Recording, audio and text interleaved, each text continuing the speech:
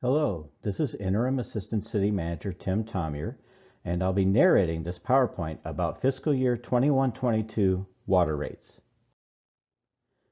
The agenda for this PowerPoint is to provide a brief overview of the process, some key policy considerations, some previous stakeholder comments and our responses to those comments, present the differential rate options that are being considered by Mayor and Council, and what the impacts would be to the typical bill.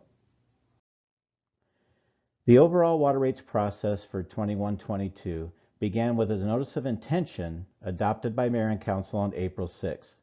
This leads up to a public hearing that will be held at the Mayor and Council regular session on June 8th. There is no general rate increase proposed for Tucson Water, and this is the second consecutive year. There is also no reclaimed water rate increase proposed for the year. And there are no rate increases proposed for City of Tucson customers and customers in other jurisdictions like Marana, Oro Valley, South Tucson, and the Pascua Yaqui. What is being considered is a rate increase for customers of Tucson Water in the unincorporated area. What many of you may not know is that Tucson Water serves within the City of Tucson, but also serves a number of areas outside of our jurisdiction. This includes the area of the foothills, areas to the southwest, and areas in other jurisdictions as noted. 29% of Tucson Water's customers are located in unincorporated Pima County. When considering why a differential rate might be appropriate for unincorporated customers, we can first look at differential infrastructure use. While 29% of our customers are located in the unincorporated areas, those services account for the use of 36% of our pipeline assets.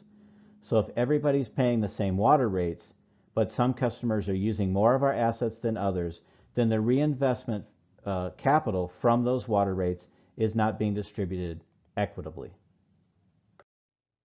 There's also a differential in how our water resources are used inside the city and in the county. Tucson Water is well known to have a recycled water system or our reclaimed or purple pipe system. And most of the water that we deliver to customers, we also recapture and then use more than once. However, when we send water resources into many county areas, we do not get that water resource back. It's a one-time use of water. This includes areas that are heavily on septic tanks. Once we deliver the water, it goes into a septic tank and is not returned. And 32% of county customers are on septic systems, whereas in the city, it's only 5%.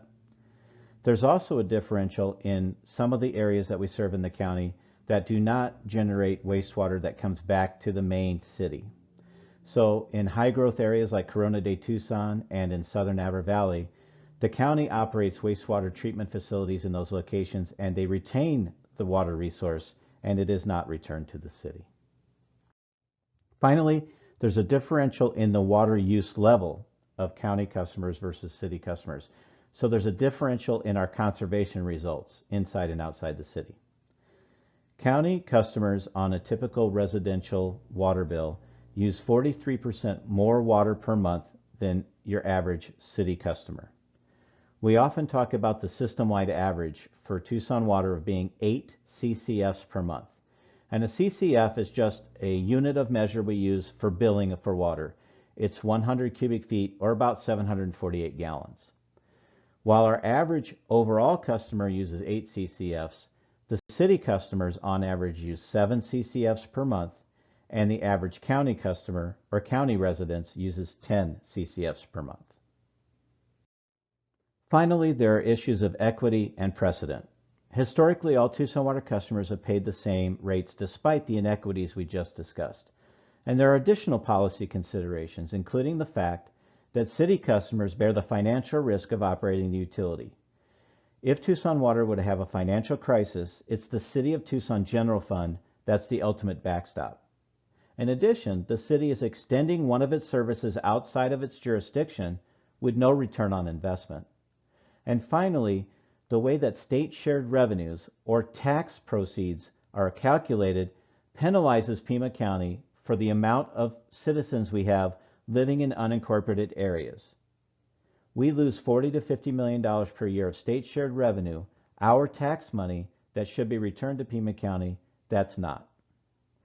And finally, all but one Arizona cities that charge a differential rate for service outside their jurisdiction also charge a differential rate, and that differential rate can be as high as 50%. I'd like to address three additional areas of stakeholder comment. First, Tucson Water is not the regional water provider, although some might claim that we should be. There are multiple local water providers, and I'll show you a map in a moment.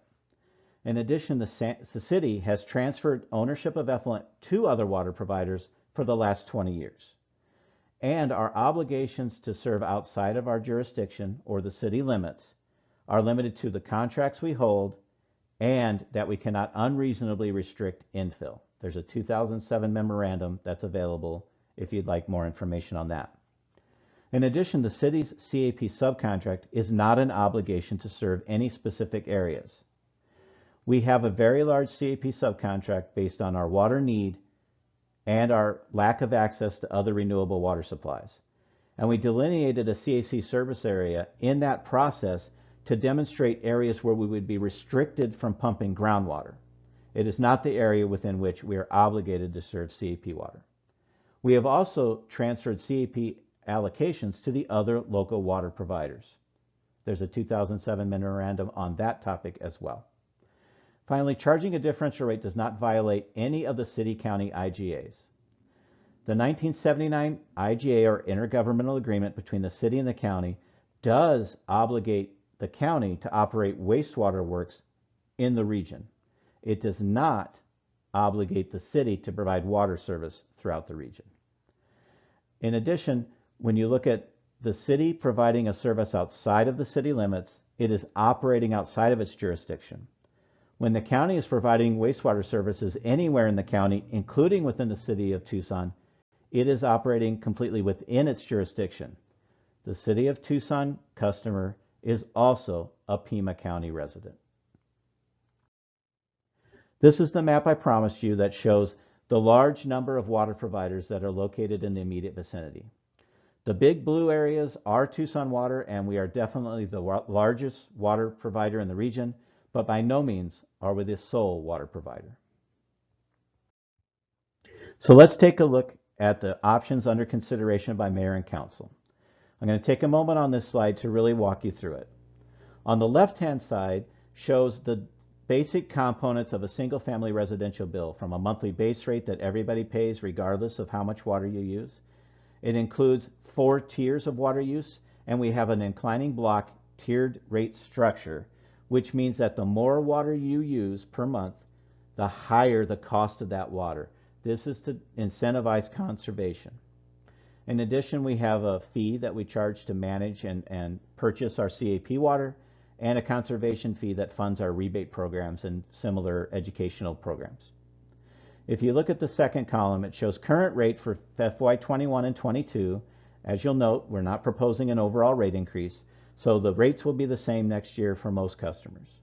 And it shows those current rates per the different blocks and or components of the bill.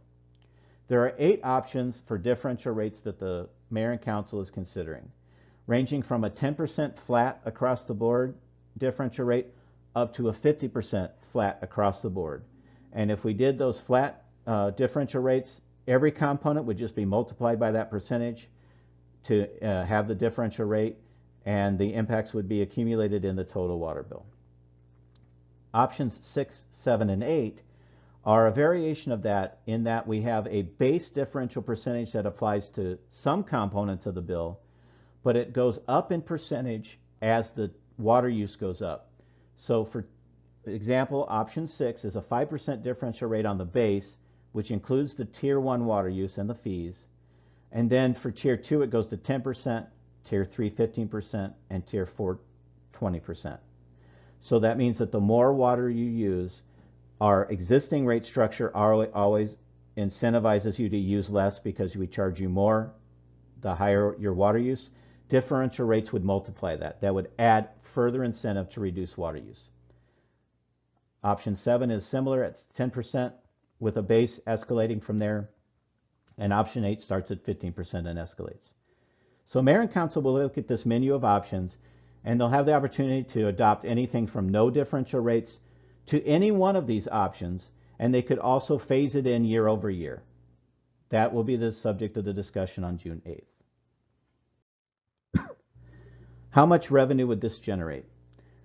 These would be new revenues to the utility, and at a flat 10%, it's about $6.3 million per year, and it goes up based on percentage. Up to option 5 would be $34 million per year.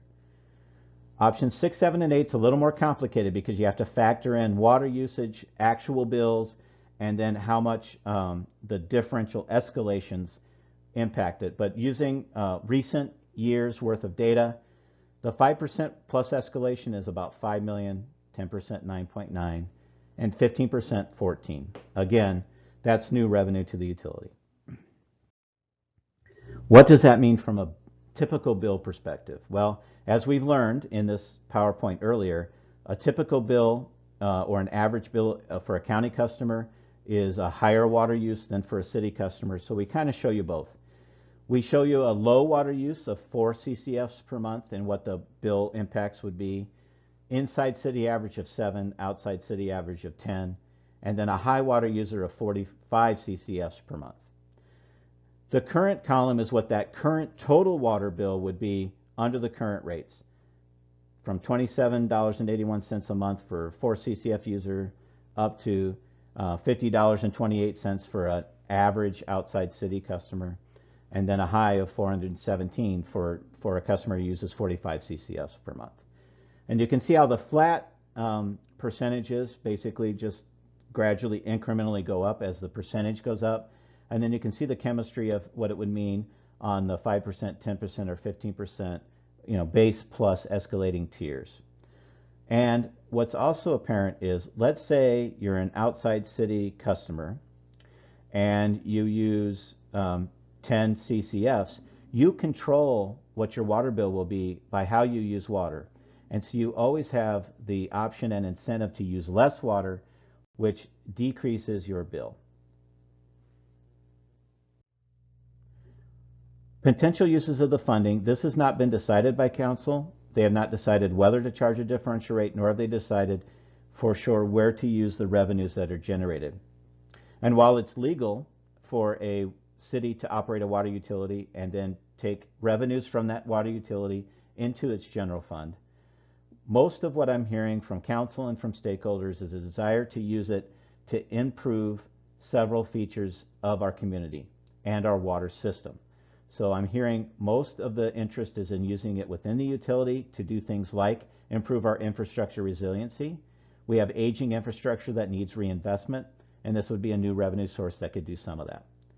It could also fund our new and or expanded bill assistance program, so our low income program and related features that already are available to all customers, including those in the unincorporated areas. It could be used to pay down existing debt. Our utility carries over $400 million in total debt, and we pay an annual debt service of principal and interest on that. If we took additional revenues to pay down that debt more quickly, it would take pressure off of the rates for all customers over time. And then finally, doing additional climate resiliency investments is something of great interest to our council. With that, we have a couple of town halls scheduled and other opportunities for you to submit questions, and we'll do our best to give you good information with which to evaluate these rate proposals.